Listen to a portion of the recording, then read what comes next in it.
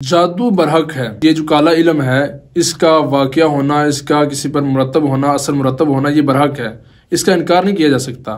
जो भी जादू का इनकार करे, यानी ये कहे कि मैं जादू को नहीं मानता, जादू कोई चीज़ नहीं है, जादू होता ही नहीं है, तो वो दायरे इस्लाम से खारिज है। जादू एक ऐसा इल्म है जो अरसे हाथ से चला आ रहा है और ये पिछली सदियों से चला आ रहा है। हज़रत इस्लाम के दौर में भी ये जादू के असरात मौजूद रहे, जादूगर मौजूद रहे। हज़रत मूसा अलैहिस्सलाम कुरान में बल्कि सराहतन मौजूद है। मूसा अलैहिस्सलाम के जो मुकाबला हुआ जादूगरों के साथ, तो इसका मतलब जादूगर मौजूद थे, जादू था। बुखारी शरीफ की हदीस पाक है कि आका अलैहिस्सलाम पर भी जादू किया गया, आका अलैहिस्सलाम पर भी जादू के असरात मुरतब हुए। आका अलैहिस्सलाम जगह एक मतलब बीमार हो गई, काफ़ी तबीयत बोझल हो गई, जब आप पर बशरी असरात ज़्यादा मुरतब थे। तो आका अलैहिस्सलाम जब काफ़ी दिन बीमार रहे, तो इलाज वगैरह कराने के बाद भी आप सेहतयाब भी नहीं हुई, तो हज़रत जिब्राइल आए, अर्ज़ की या रसूलल्लाह, फ़लाँ कुएँ में एक यहूदी ने आप पर जादू किया है और वहाँ पर कुछ चीज़ें जो रखी हुई हैं जादूगर के, उसने वो आप निकाल के लेकर आएँ। आका अलैहिस्सलाम ने सहाबा को भेजा, सहाबी गए, जाके वहाँ से वो निकाल कर लाते हैं। तो जब देखते हैं तो उसमें क्या है, एक कंघी है और उस कंघी में आका अलैहिस्सलाम के बाल मुबारक हैं, और अब बाल मुबारक के साथ उसने गिरा लगाई हुई थी और जादू किया हुआ था, यानी सुइयां चुभाई हुई थी और जादू किया हुआ था। आका अलैहिस्सलाम जब जिब्रील अमीन आए ना, तो आप साथ मुअव्वज़तैन यानी आखिरी दो सूरतें, कुल आऊज़ु बिरब्बिल फलक और कुल आऊज़ु बिरब्बिन नास, ये दोनों सूरतें लेकर नाज़िल हुए। तो आका अलैहिस्सलाम एक सूरत मुबारक पढ़ते जाते, एक आयत मुबारक पढ़ते जाते, तो गिरा खोलते जाते। इस तरह करते करते आपने सारी गिरहें खोल दी और आपसे जादू के तमाम असरात ज़ाहिर हो गए, दूर हो गए और आप सेहतयाब हो गए। यानी इससे पता चलता है कि जादू का इल्म बरहक है। जादू अगर किसी पर हो तो ये नहीं कहना चाहिए कि जादू को नहीं मानता, इसका मैं इलाज नहीं करवाता। जादू का इलाज करवाना चाहिए। यानी जादू बरहक है, जादू का होना ज़रूरी है, लाजमी है ये। यानी अगर कोई जादू कर देता है तो उसका वकूअ होना लाजमी है। तो आजकल ये जादू की अलामतें किस तरह ज़ाहिर होती हैं, हर बंदा ये पूछता है, हर दूसरा बंदा ये पूछता है कि मुझ पर जादू है या नहीं है। तो जादू की 3 बड़ी अलामतें मैं आपको बताता चलूं। अगर घरों में अगर आपको ये ऐसा महसूस हो तो समझ लो कि आप पर जादू हो चुका है, और उस जादू के ज़ाहिर के लिए एक अच्छा आमिल ढूंढें जो कुरान और सुन्नत की रोशनी में उस जादू के असरात को ख़त्म करने वाला हो, तो आप उसके पास जाकर उस जादू के असरात को ख़त्म कर सकते हैं। सबसे बड़ी निशानी जिस बंदे पर जादू होता है, उसके जिस्म पर जो मुरतब होने वाली सबसे बड़ी निशानी है वो ये है कि वो बीमार हो जाता है। उसका कोई ना कोई जिस्म का हिस्सा खींच लिया जाता है, उसे एक जगह दर्द शुरू होती है और काफ़ी दर्द रहती है, उसे आराम नहीं आता। इलाज भी करवाता है, इंजेक्शन वगैरह, हत्ता कि तो उसे एंटीबायोटिक भी दी जाती है, फिर भी वो ठीक नहीं होता, क्योंकि जादू की वजह से उसे वो खिंचाव आया। अक्सर औकात होता क्या है कि ज़्यादा जो अमूमन सामने चीज़ आई है वो ये है कि इंसान का दाहिना या बाइना कंधा ये खींचने जाता है, या इसका पूरा एक हिस्सा मफलूज हो जाता है।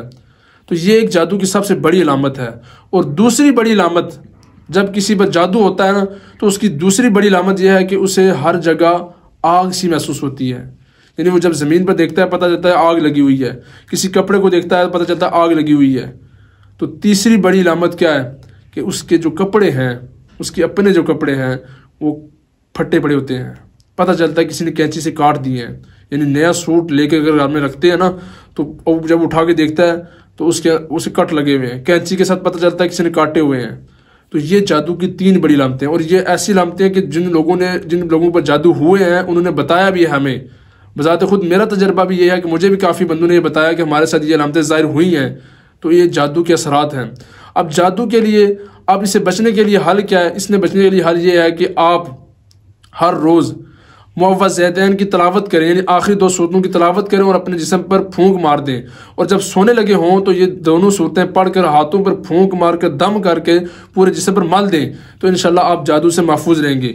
अगर खुदा न खास्ता, अल्लाह न करे, किसी ने शरारत करके आप पर जादू कर दिया है, तो उस जादू की निजात के लिए आप किसी अच्छे आमिल के पास जा सकते हैं और वो अपने इल्म के साथ कुरान और सुन्नत की रोशनी में आपसे वो जादू के असरात ख़त्म कर सकता है।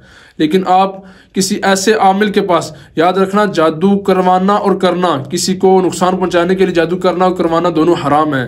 आका अलैहिस्सलाम ने दोनों को मना फरमाया, यानी ये हुर्मत इस पर नाज़िल हुई। किसी पर जादू करना या कोई जानबूझ के जाके जादू करवाए, यानी कारोबार की बंदिश करवाए, मियाँ बीवी में दरमियान जुदाई पैदा करे, या तलाक वाला मामला ले आए, या किसी को बीमार कर दे, या किसी को तकलीफ पहुंचाए, तो ये सारी चीज़ें हराम हैं। हाँ, इल्म सीख लिया वो अलग चीज़ है, वो भी शरीयत के दायरे के अंदर रहकर। आपको पता है ये जादूगर जो इल्म हासिल करते हैं जादूगरी का, ये शयातीन को कब्जे में लाते हैं, बदरूहों को, बुरी रूहों को अपने कब्जे में लाते हैं। उसका जरिया क्या है? सबसे पहले जो ये अमल करते हैं उससे ये ईमान से ही खारिज हो जाते हैं। वो क्या करते हैं? कुरान को उल्टा पढ़ते हैं और कुरान को गंदगी वाली जगह पढ़ते हैं, तो जिससे शयातीन इनसे खुश हो जाते हैं और उनकी मदद करते हैं, और हालांकि इदारे इस्लाम से खारिज हो जाते हैं। और ये अमल इन्हें रोज़ाना करना पड़ता है। तो इसलिए जादू का इल्म सीखने से भी गुरेज करना चाहिए और जादूगर के पास जाने से भी गुरेज करना चाहिए। और बाकी रहा मसला, आजकल एक और अमूमन ये बात सामने आई है कि कुछ व्यापारी घूमते हैं और औरतों के बाल खरीदते हैं। हमारी औरतें बेचारी पैसे की खातर, क्योंकि वो ज़्यादा दाम देते हैं, ज़्यादा कीमत देते हैं, पैसों की खातर उन्हें बाल बेच देती हैं।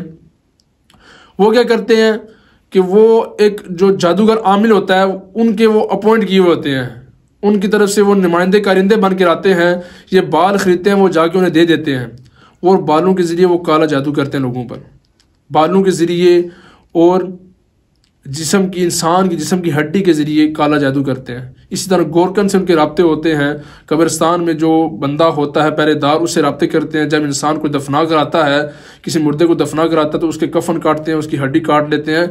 इन चीज़ों से क्या करते हैं? जादू करते हैं। तो इन चीज़ों से थोड़ा एहतियात करना चाहिए। और दूसरी आखिरी बात ये समझ लीजिए कि ये इंसानी बालों का खरीदो फरोख्त क्या जायज़ है या नहीं। तो ये याद रखना, शरीयत में औरत के या इंसान के बाल खरीदना और बेचना ये दोनों हराम है। इसके जो दाम मिले, जो आपको कीमत मिल रही है ना, ये हराम की कमाई है, क्योंकि इंसान के यानी औरतों के बाल बेचना हुर्मत में आता है, क्योंकि औरत पूरे का पूरा पर्दा है, औरत को अपने आप छुपाना चाहिए। अब जब वो अपने बाल जाहिर करती है, वो जाके लोगों में देती है, वो आमिलीन के पास जाते हैं, तो वो क्या करते हैं? इनसे जादू करते हैं और आपके बाल गैर महरम के आगे खुल जाते हैं, जो कि आपको गुनाहगार करेंगे। इसका बेहतरीन हल यही है कि जब आप कंघी करें, जो बाल आपकी कंघी में आए वो निकालें और आप अच्छी जगह जाके दफना दें, यानी किसी ज़मीन के हिस्से पे दफना दें, किसी के हाथ ना चढ़े वो। अगर किसी के हाथ चढ़ गए तो ये घरों में दुश्मनियाँ, जो तकरार चलता रहता है, मियाँ बीवी के साथ आपस में मोहब्बत कायम नहीं रहती, झगड़ा रहता है, घर में सुकून कायम नहीं रहता, या रोज़ी में कारोबार में बरकत नहीं रहती, जिसे हम कहते हैं अक्सर नज़र लग जाती है। तो उसका ज़रिया भी कुछ यही होता है कि आपके बाल या आपके जिस्म के कुछ अज़ा उनके पास पहुँच जाते हैं, तो उनसे वो जादू करते हैं। इसलिए इस्लाम ने भी ये बेहतरीन कानून दिया कि आप नेल जो नाखून काटते हैं उनको भी दफना दें, क्योंकि इनसे भी बाज़ जादूगरों से ये बात मशहूर हुई है। वो कहते हैं कि इनसे भी, यानी इंसान के नाखून से भी, इंसान की हड्डी से भी और इंसान के बालों से भी जादू किया जाता है। तो अल्लाह ताला हर वक्त अल्लाह ताला से दुआ करते हैं ताकि अल्लाह ताला हमें इस जादू की लानत से महफूज रखे और हमारे घरों में सुकून और मोहब्बत कायम रखे।